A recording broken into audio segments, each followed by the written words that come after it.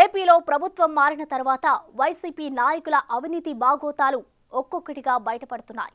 శ్రీకాకుళం జిల్లాలో మాజీ మంత్రులకు కూడా అవినీతి మరకలు అంటున్నాయి. ఇళ్ల స్థలాల కోసం రైతుల నుంచి భూములను భయపెట్టి లాగేసుకుని రైతుల నోట్లో మట్టి కొట్టారన్న ఆరోపణలు వెల్లువెత్తుతున్నాయి.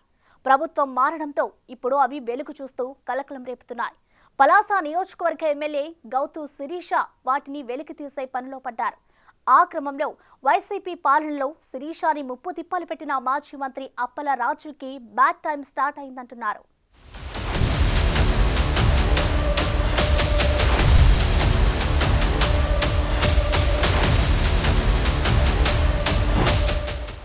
పలాస నియోజకవర్గంలో వైసీపీ అధికారంలో ఉన్నప్పుడు మకుటం లేని మహారాజులా వెలుగొందారు మాజీ మంత్రి సీద్రి అప్పలరాజు. గత ఎన్నికల్లో తన చేతిలో పరాజయం పాలైన టీడీపీ అభ్యర్థిని గౌతు శిరీషను అప్పట్లో ముప్పు తిప్పలు పెట్టారు.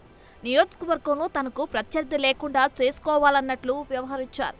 గత 5 ఏళ్లలో గౌతు శిరీషని వేధించిన ఆయనకు బ్యాడ్ టైం స్టార్ట్ అయింది. ప్రస్తుతం శిరీష చేతిలో పరాజయం పాలైన అప్పలరాజు అరాచకాలు ఒక్కటొక్కటిగా బయటకు తీస్తున్నారు ఆమె.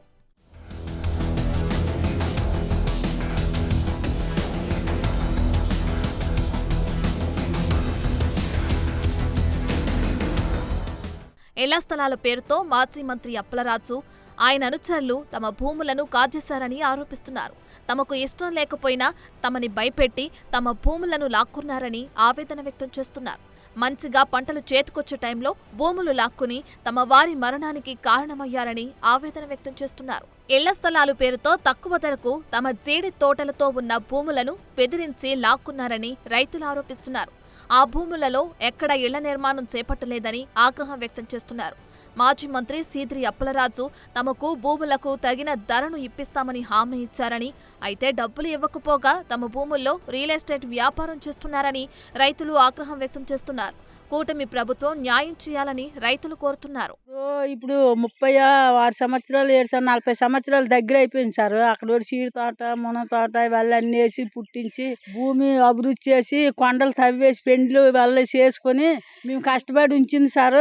ఇప్పుడు ఈ ప్రభుత్వం రాగానేమో శుభ్రంగా తీసేసి ఏజీ ప్లేట్ తవ్వేసి మరి అన్ని తీసేనారు సార్. ఇప్పుడు మా భూమి మాకు కావాలా, ఏమైనా ఈ ప్రభుత్వమైనా న్యాయం జరుపుతుంది అని చెప్పేసి మేము ప్రార్థిస్తాం. ఫారం బొగిలు తీసుకున్నారు సార్. తీసుకున్న తర్వాత మాకు ఇప్పుడు ఏదో అన్యాయం ఏదో డబ్బులు గిబ్బులు ఇస్తాము ఏదో చేస్తామన్నారు. ఇంతవరకు మాకు ఏటి ఇవ్వలేదు సార్. చెట్టు శామ వేసుకుని ఎంత చెట్లు వేసినా మీకు గడ్డ నుంచి రాళ్ళ నుంచి కొండల నుంచి నీళ్ళు తెచ్చి పోసి మొక్క మొడిపించినాము అన్నట్టు మాకు ఏటి ఇవ్వలేదు సార్. మాకు చాలా కష్టం పేదోళ్ళం సార్. ఆ యొక్క జగనన్న మాకు ఏదో ఇస్తామనుకుని ఎన్నో కుంట్రాలు చేసినట్టు జగన్ మాకు ఏటి ఇవ్వలేదు. 2019 ఎన్నికల తర్వాత పలాసలో ఇద్దరి పేర్లే ఎక్కువగా వినపడేవి. ఒకటి మంత్రి సీద్రి అప్పలరాజు, మరొకరు గౌతు శిరీష. గత 5 ఏళ్లు ఇద్దరి మధ్య యుద్ధ వాతావరణం నడిచింది. విమర్శలు ప్రతి విమర్శలతో నిత్యం ఇద్దరి మధ్య పచ్చగడ్డి వేస్తే బక్కుమనే పరిస్థితి ఉండేది.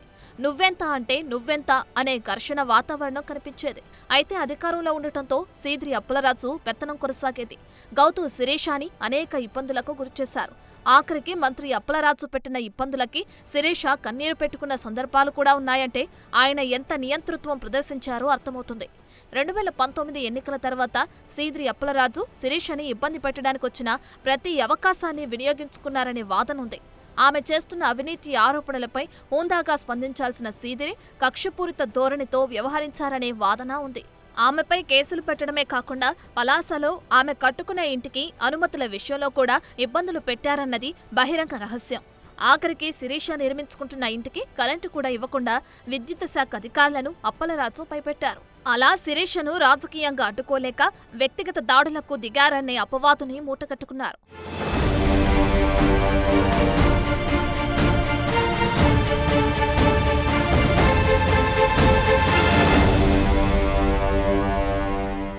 పలాస అంటే సీద్రి అప్పలరాజు, సీద్రి అప్పలరాజు అంటే పలాస అన్నట్లు ఆయన నడిపించారు. 2024 ఎన్నికల వరకు సీద్రి అప్పలరాజు హవా అలా సాగింది. సీద్రి అప్పలరాజు మాట కాదని ఎవరూ కూడా ఒక్క పని కూడా చేయలేని పరిస్థితి ఉండేదంటారు. అధికారం తమకే శాశ్వతమన్నట్లు రెచ్చిపోయిన సీద్రి తాను ఏది చెప్తే అదే కరెక్ట్ అన్నట్లు వ్యవహరించారు. ఒకవైపు శిరీషను వ్యక్తిగతంగా టార్గెట్ చేస్తూనే జగన్ మెప్పు కోసం టీడీపీ, జనసేన అధినేతలపై నోటికొచ్చినట్లు వ్యక్తిగత విమర్శలు చేసేవారు. తన సోషల్ మీడియాలో ఇష్టం వచ్చినట్లు విమర్శలు చేయించడం, శిరీష ఫోటోలు మాఫింగ్ చేయించి పెట్టడం వంటి అకృత్యాలకు పాల్పడ్డారు. అప్పలరాజు ఎన్ని ఇబ్బందులు పెట్టినా శిరీష అప్పట్లో ఏ సందర్భంలోనూ వెనక్కి తగ్గలేదు. ఇప్పుడు సీన్ మారింది. 2024 ఎన్నికల్లో పలాస ప్రజలు అప్పలరాజుపై గౌతు శిరీషని 40,000 ఓట్ల మెజార్టీతో గెలిపించారు. పలాసలో గౌతు శిరీష టైం స్టార్ట్ అయింది. 5 ఏళ్లు సీదిరి అప్పలరాజు వలన ఇబ్బందులకు గురైన శిరీష రిటర్న్ గిఫ్ట్ ఇవ్వకుండా ఉంటారా? ఎమ్మెల్యే గౌతు శిరీష గేర్ మార్చారని వాదన కూడా వినిపిస్తుంది. తనను 5 ఏళ్ల పాటు ఇబ్బంది పెట్టిన అప్పలరాజుకి గట్టిగా బుద్ధి చెప్పాలని నిర్ణయించుకున్నట్లు తెలుస్తుంది.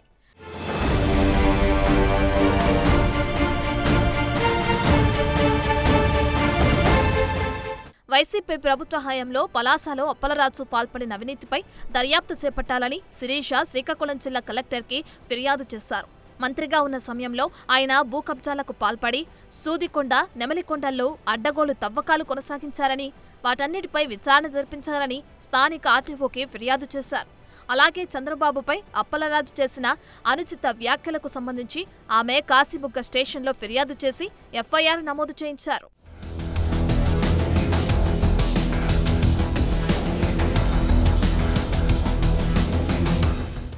శిరీష దూకుడుతో సీదిరి ఇప్పుడు పూర్తిగా సైలెంట్ అయ్యారు. అడపాదడపా తప్ప పెద్దగా ఎక్కడా కనిపించడం లేదు. శిరీషతో పాటు రాష్ట్ర నాయకత్వం కూడా అప్పలరాజు అక్రమాలపై దృష్టి పెట్టినట్లు తెలుస్తోంది. మరోవైపు నారా లోకేష్ రెడ్ బుక్లో కూడా సీదిరి పేరు చేర్చారంటున్నారు. అప్పలరాజు అవినీతిపై దర్యాప్తు సంస్థలతో విచారణ జరిపించాలనే యోచనలో లోకేష్ ఉన్నట్లు తెలుస్తుంది. మొత్తానికి 5 ఏళ్ల పాటు నియంతలా వ్యవహరించిన అప్పలరాజుకి బ్యాడ్ టైం స్టార్ట్ అయిందంటున్నారు.